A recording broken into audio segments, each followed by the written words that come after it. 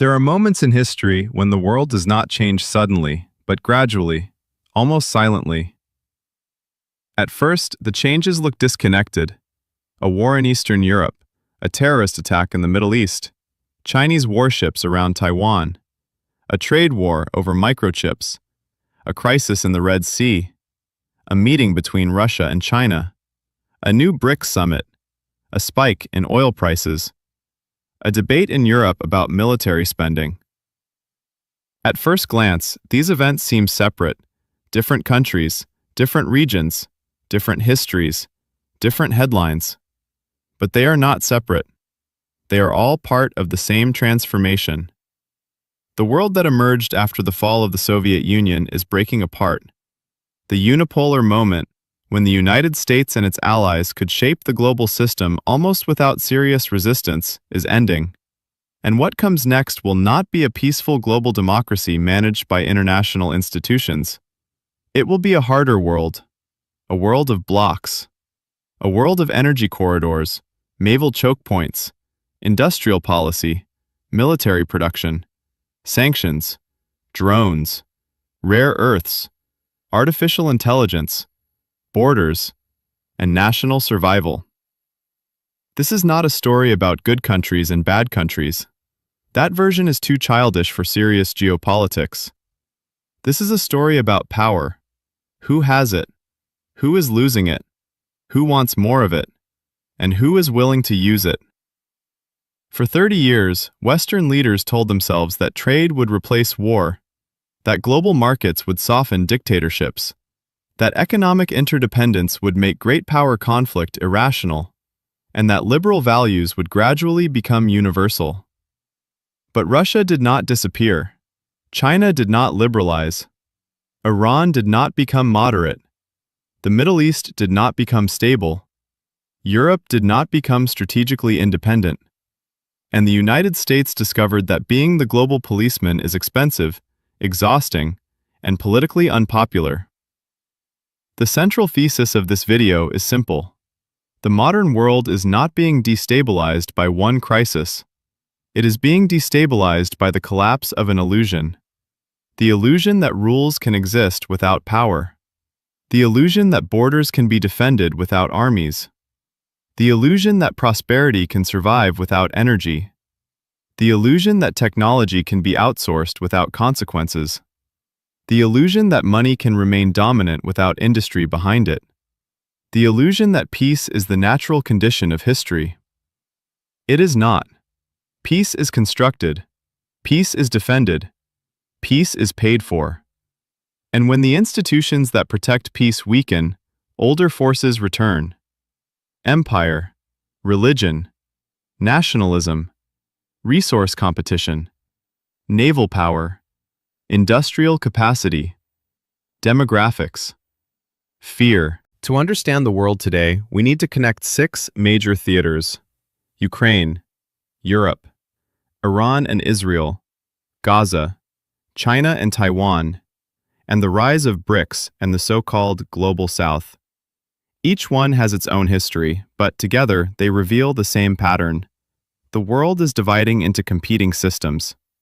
And the countries that survive this new era will not be the ones with the most elegant speeches. They will be the ones with energy, factories, armies, technology, social cohesion, and political will. Let us begin in Ukraine. Ukraine is often presented as a war that began in February 2022. That is technically when Russia launched its full-scale invasion. But geopolitically, the war began much earlier. At minimum, it began in 2014. And historically, it reaches back even deeper, into the collapse of the Soviet Union, the expansion of NATO, the identity of Russia as an imperial power, and Ukraine's position as a borderland between Europe and Eurasia. Ukraine is not just another country on the map. It is a strategic corridor. It is a grain producer. It has access to the Black Sea. It sits between Russia and Central Europe. And for Moscow, Ukraine has always been more than a neighbor. It has been a buffer, a cultural space, a security zone, and a symbol of whether Russia is a great power or merely a large state. When the Soviet Union collapsed in 1991, Ukraine became independent. But independence came with a complicated inheritance. Ukraine inherited territory, industry, military infrastructure, and nuclear weapons from the Soviet system. At that moment, Ukraine had one of the largest nuclear arsenals in the world, not because it had built it independently, but because Soviet nuclear weapons were stationed on its soil. In 1994, Ukraine agreed to give up those nuclear weapons under the Budapest Memorandum. In exchange, Russia, the United States, and the United Kingdom gave assurances regarding Ukraine's sovereignty and borders. This is one of the most important historical facts in the entire conflict, because it raises a brutal question. What are security guarantees worth if they are not backed by hard power? For liberal internationalists, the answer is treaties, norms, institutions, and diplomacy. For realists, the answer is less comforting. A guarantee is only as strong as the willingness and ability of powerful states to enforce it. Ukraine learned this lesson in the harshest possible way. In 2014, after the Euromaidan protests and the fall of the pro-Russian government of Viktor Yanukovych, Russia seized Crimea and supported separatist forces in the Donbass. From Moscow's perspective, this was a defensive move against Western expansion and the loss of influence over a historically vital neighbor. From Kyiv's perspective, it was an act of imperial aggression and a violation of sovereignty. From the West's perspective, it was the first major open challenge to the post-Cold War European security order. The Minsk agreements were supposed to freeze or resolve the conflict. They did not. They became, depending on whom you ask, either a failed peace mechanism, a diplomatic illusion, or a way for each side to buy time. Then came 2022. Russia launched a full-scale invasion. The expectation in Moscow may have been that Ukraine would collapse quickly, that Kyiv would fall, that Western unity would fracture, and that Russia would reassert control over its former sphere. That did not happen. Ukraine resisted. The West supplied weapons, intelligence, money, and sanctions. Russia adapted. And the war became a grinding conflict of attrition. Attrition is a word that matters, because modern Western publics are used to short wars, air campaigns, precision strikes, special forces, shock and awe. But Ukraine has reminded the world that industrial war still exists. Artillery shells, mines, drones, electronic warfare, air defense, mobilization, repair depots, railways, ammunition stockpiles, casualty replacement. This is not a video game. This is not a sanctions spreadsheet. This is war as Europe had tried to forget it. The war also exposed Europe's weakness. For decades, Europe outsourced its security to the United States, its energy to Russia, and its manufacturing to Asia. That was the grand bargain of the post-Cold War era. American protection, Russian gas, Chinese factories, European regulation. And for a while, it looked like sophistication. In reality, it was dependency. Ukraine destroyed that comfort. Europe suddenly discovered that energy security is national security, that ammunition production matters, that borders matter, that geography matters, that moral declarations do not stop tanks, and that if the United States becomes less willing to carry Europe's defense burden, Europe must either rearm or accept strategic decline. This is why NATO defense spending has become such a major issue. For years, many European states failed to meet the 2% of GDP defense target. They treated defense as something optional, something symbolic, something America would handle. Now, after Ukraine, Europe is discussing not just 2%, but much higher levels of defense readiness. The question is not whether Europe can afford to rearm. The question is whether Europe can afford not to. But rearmament creates a second problem. Rearmament is expensive. And Europe already faces aging populations, high welfare commitments, energy costs, migration pressures, industrial competition, and political fragmentation.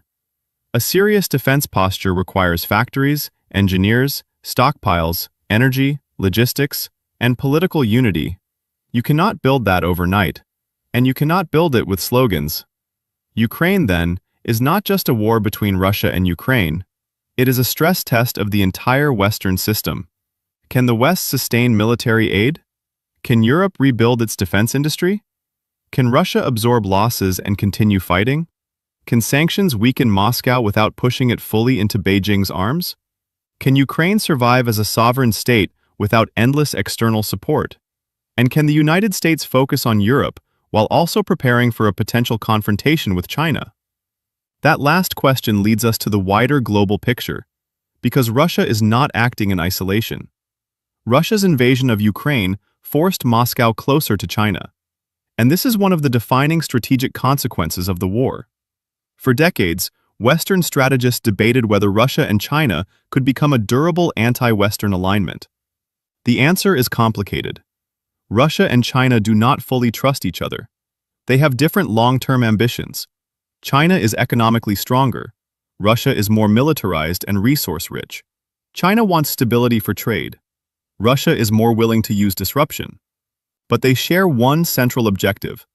They both want to reduce American power. That is enough. Geopolitical partnerships do not require love. They require converging interests. Russia gives China energy, strategic depth, military distraction in Europe, and a partner willing to challenge the West openly. China gives Russia markets, technology channels, diplomatic cover, and a way to resist isolation. It is not an alliance like NATO. It is not based on shared values. It is based on shared opposition. And sometimes, that is stronger than friendship. The most important consequence is that the United States now faces the possibility of simultaneous pressure in three theaters: Europe through Russia, the Middle East through Iran and its network, the Indo-Pacific through China. No empire likes fighting on multiple fronts. No superpower likes dividing attention. And yet, that is exactly the strategic problem Washington faces. Now let us move to the Middle East. The Middle East is often described as complicated. That is true, but it is also a way of avoiding clarity. The region matters because it sits at the intersection of energy, religion, empire, trade routes, and great power competition. It is where local conflicts become global problems. And no conflict demonstrates this better than the confrontation between Iran, Israel, and the United States. To understand Iran today, we must go back to 1979. Before the Islamic Revolution, Iran, under the Shah, was a key Western partner. It was not democratic in the liberal sense, but it was aligned with the United States, hostile to Soviet expansion, and strategically important because of oil and geography. Then came the revolution. The Shah fell. Ayatollah Khomeini returned. Iran became an Islamic republic. And the United States became not merely a rival, but the ideological enemy. The hostage crisis humiliated Washington and shaped American perceptions of Iran for a generation. From that point onward, Iran's foreign policy combined ideology with strategy, revolutionary rhetoric, anti-Americanism, anti-Israel policy, but also cold, calculated statecraft. Iran knows it cannot defeat the United States in a conventional war. It knows it cannot defeat Israel in a clean, direct military confrontation without enormous risk. So Iran built a different model, a network model.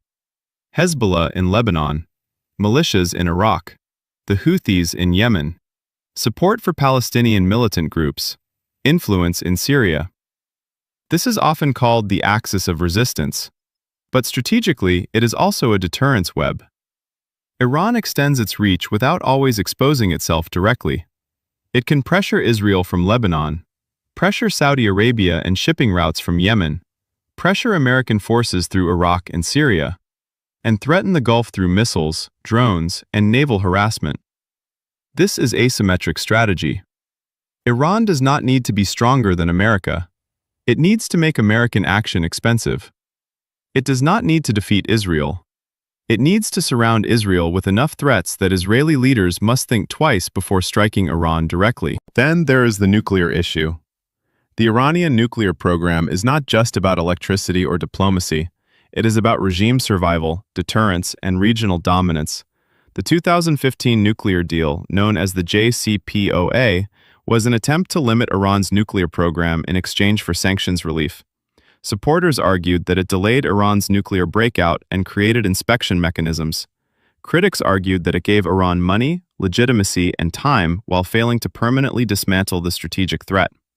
When the United States withdrew from the deal under President Trump in 2018, Iran gradually moved away from many restrictions. Since then, the question has become sharper. Can Iran become a nuclear threshold state? Can Israel tolerate that? Can the United States prevent it without triggering a wider war? This is where the conflict becomes global, because Iran is not only a regional actor. Iran sits near the Strait of Hormuz, and the Strait of Hormuz is one of the most important energy choke points on Earth. Roughly 1/5 of global petroleum liquids consumption passes through that narrow maritime corridor. Oil from the Gulf moves through it. Liquefied natural gas moves through it. Asian economies depend on it. European markets react to it.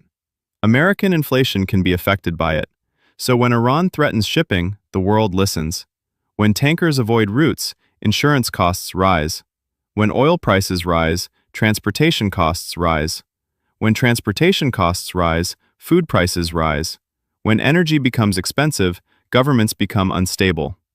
A missile fired in the Middle East can become a price increase at a supermarket thousands of miles away. That is modern geopolitics. Israel sees Iran as an existential threat. This is not theatrical language. For Israel, geography is unforgiving. The country is small. Its population centers are concentrated. Its strategic depth is limited. Its enemies have repeatedly questioned its legitimacy, and the memory of annihilation is not abstract in Israeli political culture. So when Israeli leaders discuss Iran, they are not discussing a normal rival. They are discussing a state that funds hostile groups, calls for Israel's destruction, and may move toward nuclear capability.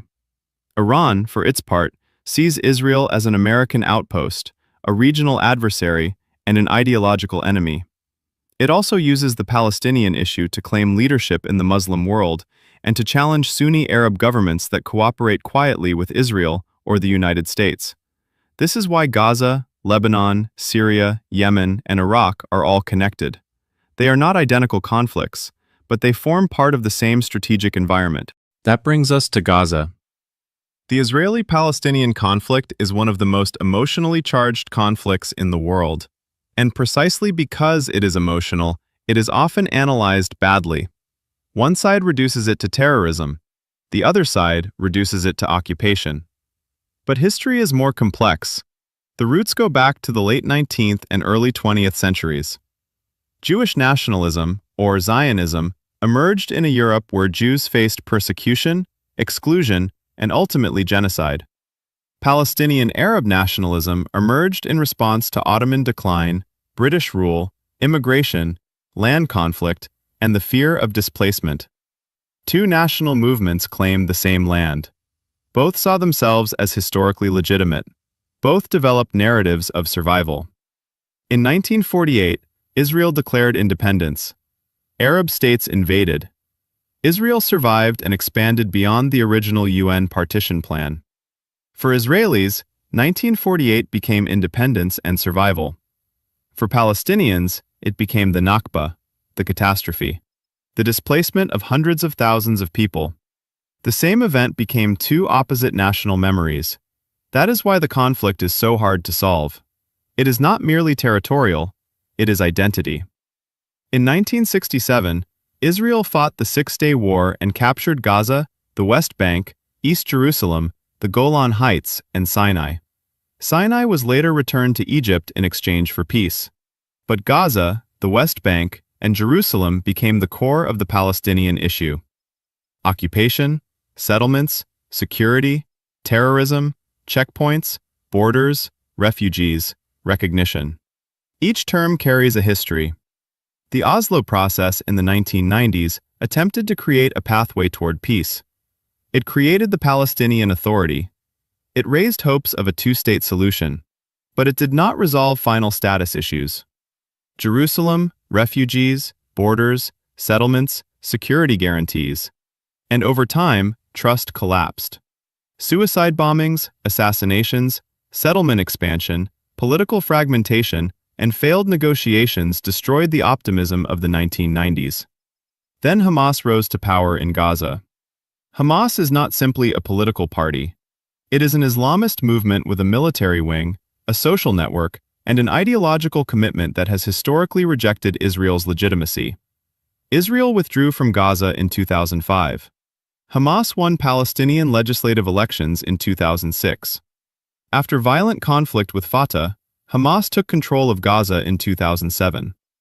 Israel and Egypt imposed severe restrictions and blockade measures, citing security concerns. Gaza became isolated, impoverished, militarized, and politically trapped. On October 7, 2023, Hamas launched a brutal attack on Israel. For Israel, the attack shattered the belief that Hamas could be contained. It also revived the deepest fears in Israeli society: massacre, invasion, hostage-taking, and state vulnerability. Israel responded with a massive military campaign in Gaza. The human toll has been catastrophic. Civilians have suffered enormously. The destruction of infrastructure, displacement, and humanitarian crisis have made Gaza one of the central moral and political issues in the world. But a serious geopolitical analysis must hold two truths at once. First, Israel has a legitimate security problem. No state can accept a militant force on its border that launches massacres, rockets, and hostage operations. Second, Palestinians have a legitimate national and humanitarian crisis. Millions of people cannot live indefinitely without sovereignty, dignity, mobility, economic opportunity, or political representation. The tragedy is that both peoples interpret the conflict through survival. Israel says, "If we are weak, we may be destroyed." Palestinians say, "If we accept the status quo, we disappear politically." That is why outside slogans fail. A hashtag cannot resolve a century of incompatible national claims. For the wider region, Gaza matters because it activates everything around it. It pressures Arab governments that cooperate with the West. It gives Iran propaganda ammunition. It divides Western societies internally. It fuels protests, radicalization, and diplomatic tensions. It complicates Saudi-Israeli normalization. And it reinforces the perception in the global South that Western human rights language is selective. That perception is important, because great power competition is not only military, it is narrative. Russia uses Gaza to accuse the West of hypocrisy. China uses Gaza to present itself as a more balanced global actor. Iran uses Gaza to legitimize its regional network. Western governments struggle to defend Israel while also criticizing civilian suffering. And the result is a major blow to Western moral authority. This is why Gaza cannot be separated from Ukraine, even though the conflicts are different. In Ukraine, the West says sovereignty and territorial integrity must be defended. In Gaza, much of the global South sees occupation, civilian suffering, and Western double standards. Whether that comparison is fair or not, it is politically powerful. And politics is often driven by perception as much as law. Now let us move east. Because the most dangerous long-term conflict in the world may not be Ukraine, it may not even be Iran, it may be Taiwan. Taiwan is small on the map, but strategically it is enormous. To understand why, we need history. Taiwan was ruled by Japan from 1895 to 1945. After Japan's defeat in World War II, Taiwan came under the control of the Republic of China. Then, in 1949, the Chinese Civil War ended with Mao Zedong's communists taking control of mainland China. Chiang Kai-shek and the nationalists fled to Taiwan. From that moment, two political entities claimed Chinese legitimacy: the People's Republic of China on the mainland, the Republic of China on Taiwan. For decades, the United States recognized Taipei as the government of China. Then, in the 1970s, Washington shifted recognition to Beijing. In 1979, the United States formally recognized the People's Republic of China. But it also passed the Taiwan Relations Act, preserving unofficial relations with Taiwan and committing to help Taiwan maintain self-defense. This created the famous policy of strategic ambiguity. The United States does not formally recognize Taiwan as an independent country. It acknowledges Beijing's position that Taiwan is part of China, but does not endorse a forced takeover. and it remains deliberately unclear about whether it would directly fight China in the event of an invasion. Strategic ambiguity worked when China was weak. It becomes more dangerous as China becomes strong. For Beijing, Taiwan is unfinished business from the Civil War. It is a symbol of national humiliation, territorial integrity, and the legitimacy of the Communist Party. No Chinese leader wants to be remembered as the one who lost Taiwan forever. For Taiwan, the issue is survival as a free and self-governing society. Taiwan has developed its own democratic identity. Many Taiwanese do not want to be ruled by the Communist Party, and after seeing what happened in Hong Kong, trust in Beijing's promises has collapsed. For the United States, Taiwan is about more than democracy. It is about credibility. If China takes Taiwan by force and Washington does nothing, allies across Asia will question American security guarantees. Japan will question them. South Korea will question them. The Philippines will question them. Australia will question them. And the balance of power in the Indo-Pacific could shift dramatically.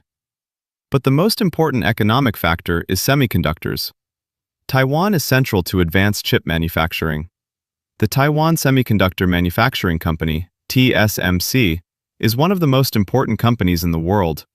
Not because it is famous like Apple or Tesla, but because it manufactures the advanced chips that power phones, data centers, artificial intelligence, weapon systems, vehicles, and modern industry. This is the uncomfortable truth. The digital economy depends on physical factories. Artificial intelligence depends on chips. Chips depend on extreme precision manufacturing. And much of that advanced manufacturing is concentrated in Taiwan. So Taiwan is not only a democracy of 23 million people, it is a strategic industrial node. In older terms, Taiwan is like a fortress island. In modern terms, it is also a semiconductor superpower. This is why the United States has pushed export controls on advanced chips and chip-making equipment going to China. Washington understands that the next military and economic competition will be built around artificial intelligence, supercomputing, autonomous systems, surveillance, cyber capabilities, and precision weapons. Whoever leads in chips may lead in everything else. China understands this too. That is why Beijing is investing massively in domestic semiconductor capacity. It wants technological sovereignty. It does not want to depend on American-controlled supply chains. It does not want Washington to have a kill switch over Chinese advancement. This is where globalization dies. For years, companies optimized for efficiency, lowest cost, fastest shipping, maximum margin. Now states are optimizing for security. Can we produce this at home? Can our allies produce it? Can our enemy block it? Can this supply chain survive a war? That is not free market globalization. That is strategic capitalism. That is industrial policy. That is economic nationalism. And it is back. The Taiwan scenario is terrifying because it would not have to become a world war to devastate the world economy. A blockade could be enough. Missile strikes near ports could be enough. Cyber attacks could be enough. Insurance markets could panic. Shipping lanes could reroute.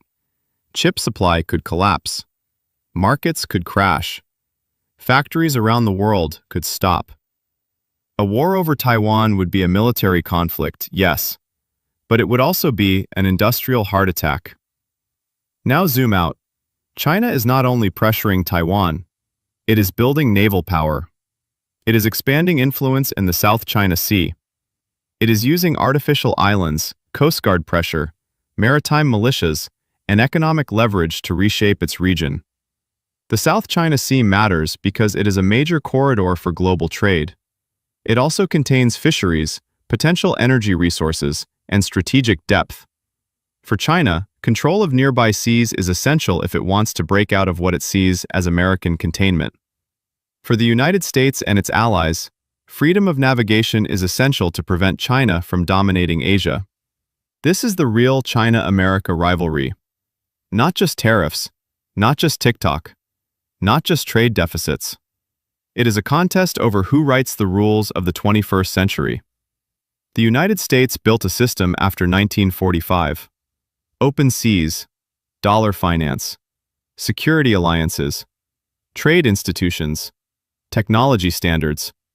China benefited from that system. Then it grew powerful enough to challenge parts of it.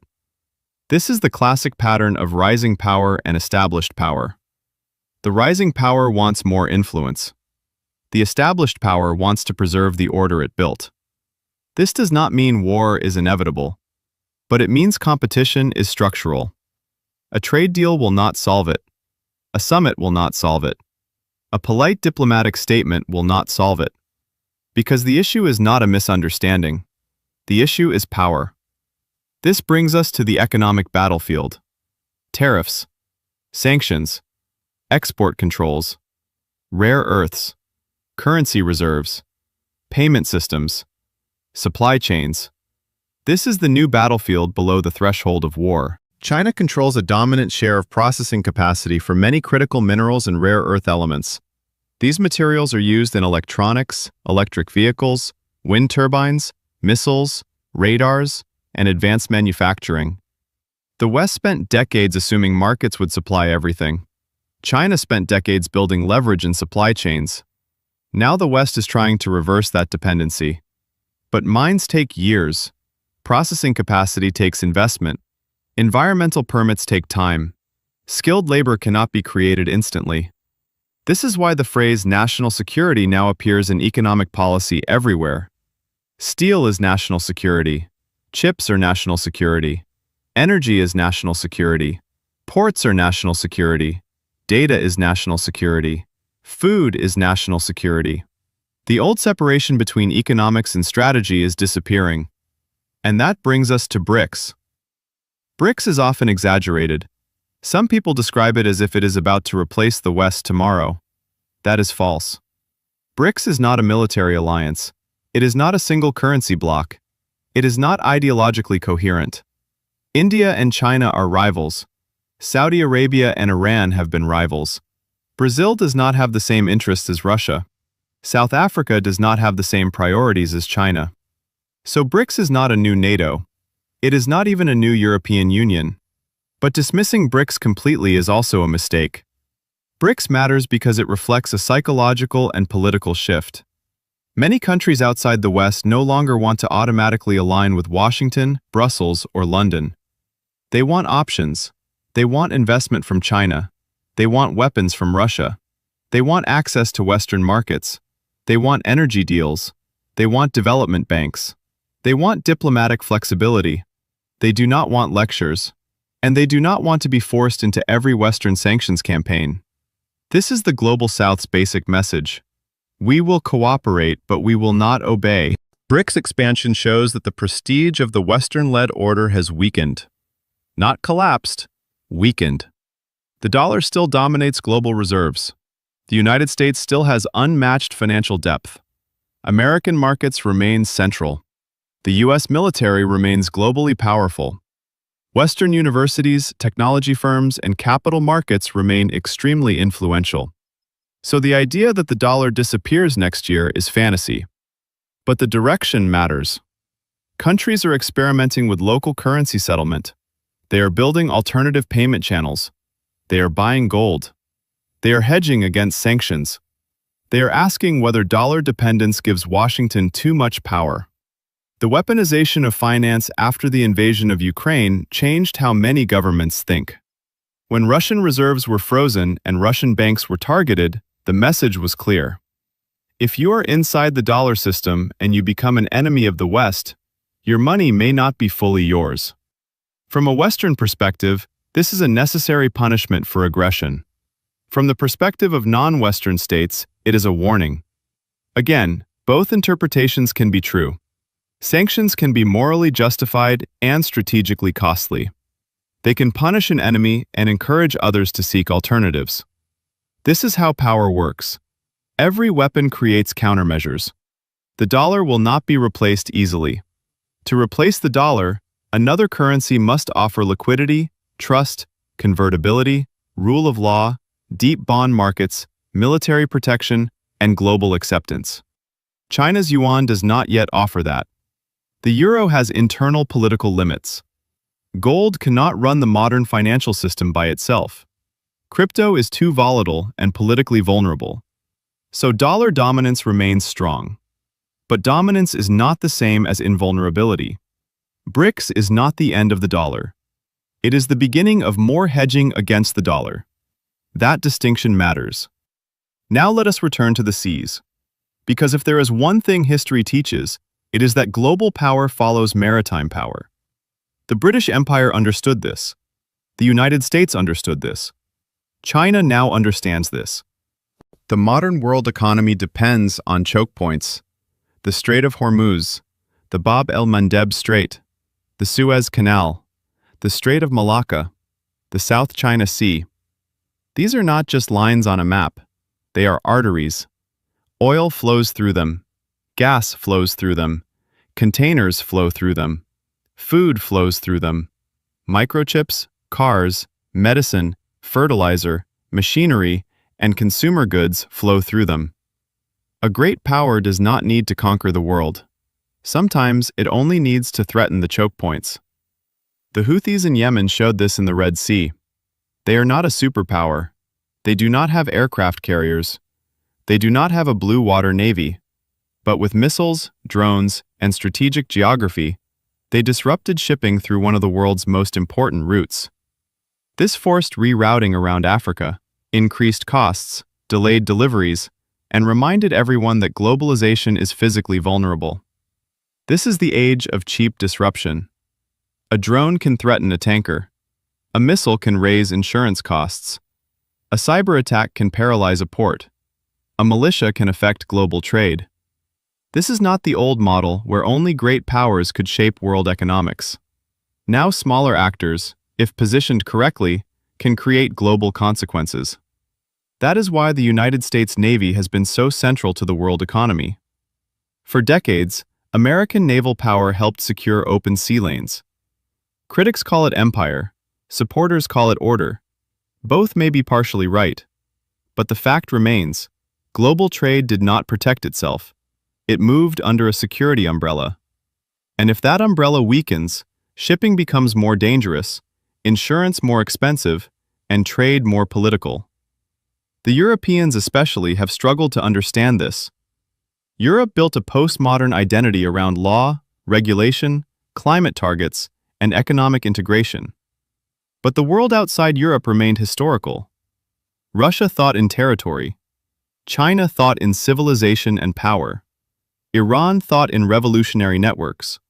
Turkey thought in strategic autonomy. India thought in national development and regional status. The Gulf states thought in energy, wealth, and survival.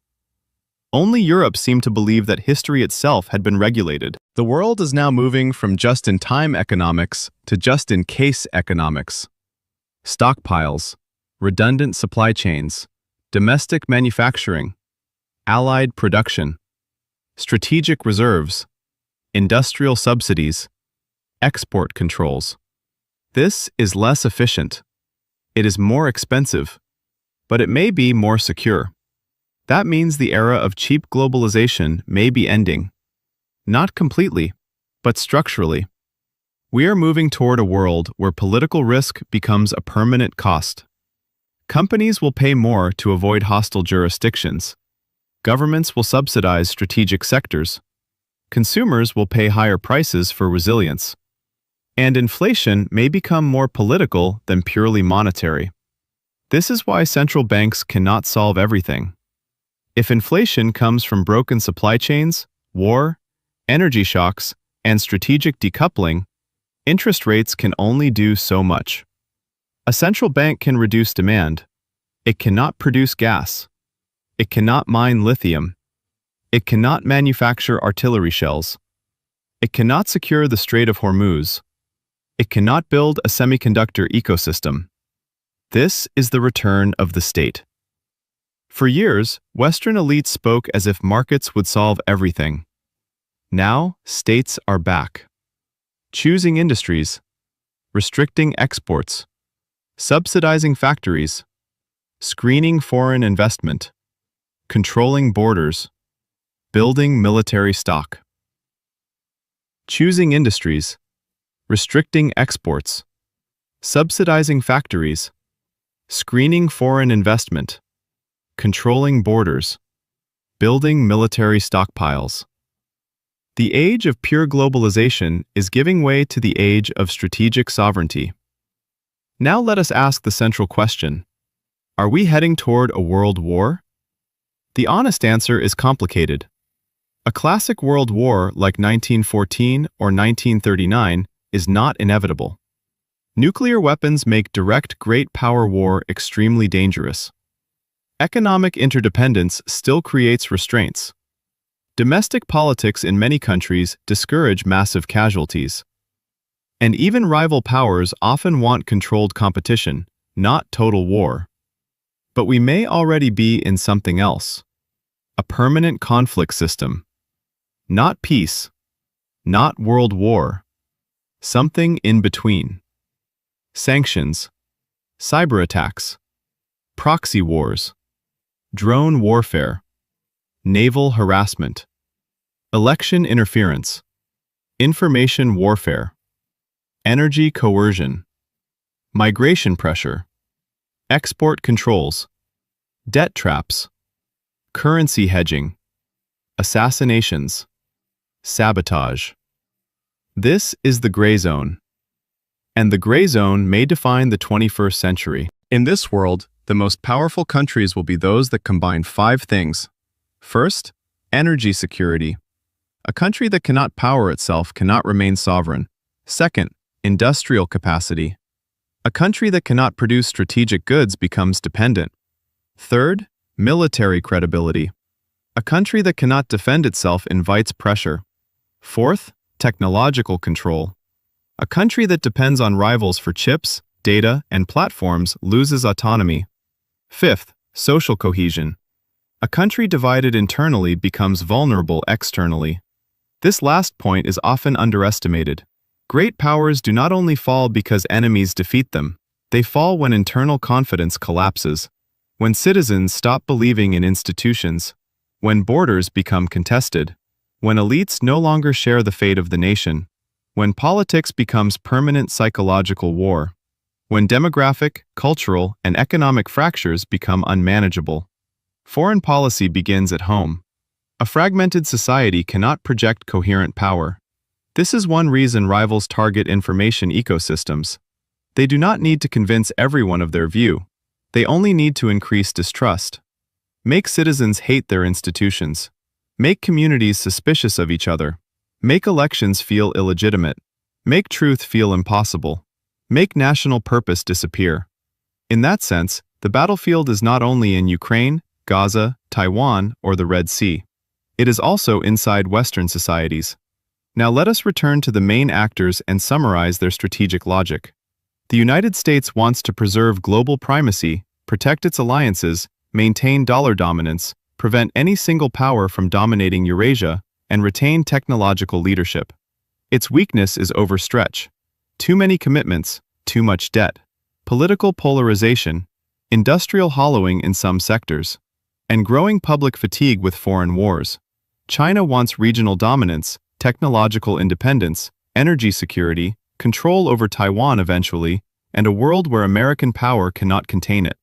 Its weakness is demographics, debt, dependence on imported energy and food, export markets, and the risk that its rise triggers containment. Plus, Russia wants strategic depth, recognition as a great power, control or influence over its near abroad, and a weakened NATO. Its weakness is economic overdependence on resources, demographic decline, battlefield losses, sanctions, and growing dependence on China. Iran wants regime survival, regional influence, deterrence against Israel and the United States, and ideological leadership among anti-Western forces. Its weakness is economic fragility, domestic dissatisfaction, conventional military inferiority, and vulnerability to Israeli and American strikes. Europe wants stability, prosperity, rules, trade, climate leadership, and social peace. Its weakness is that it often wants these things without paying the full strategic price.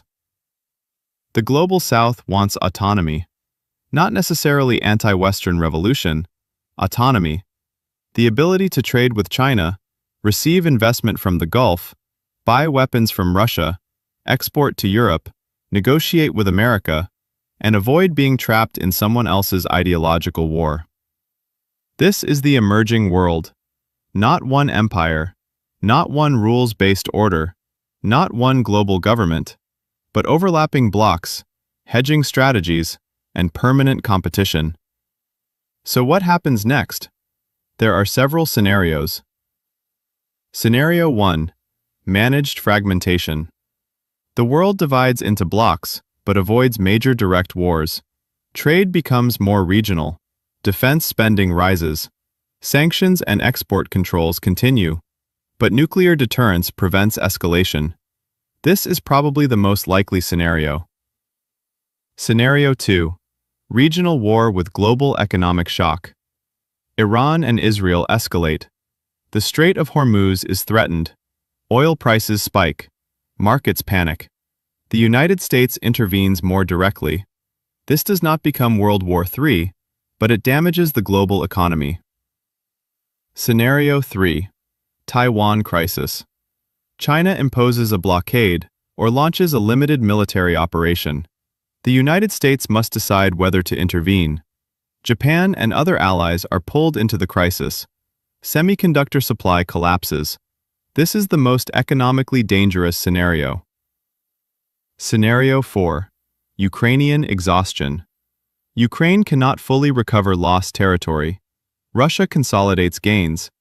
Europe is forced into long-term militarization. NATO faces a permanent eastern frontier.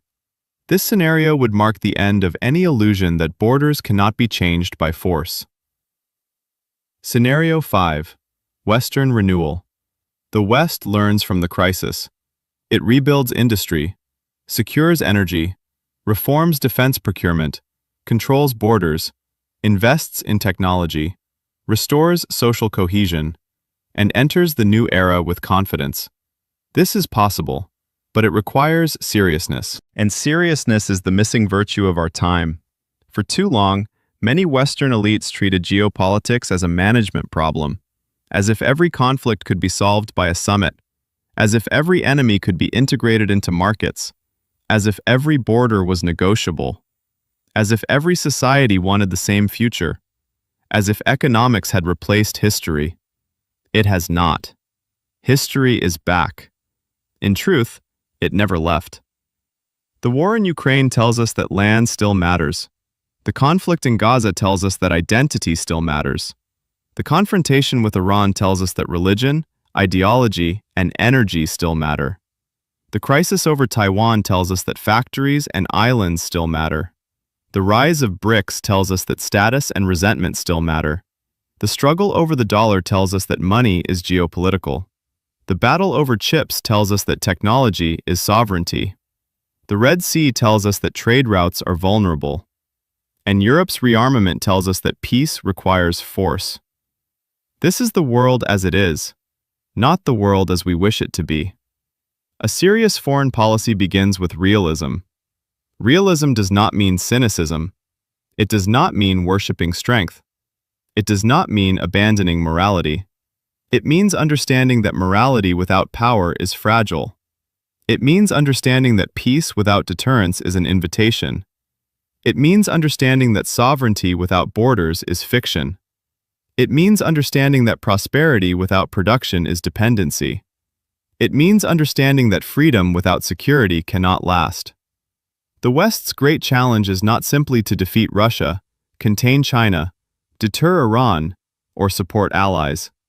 The deeper challenge is to remember what made it powerful in the first place.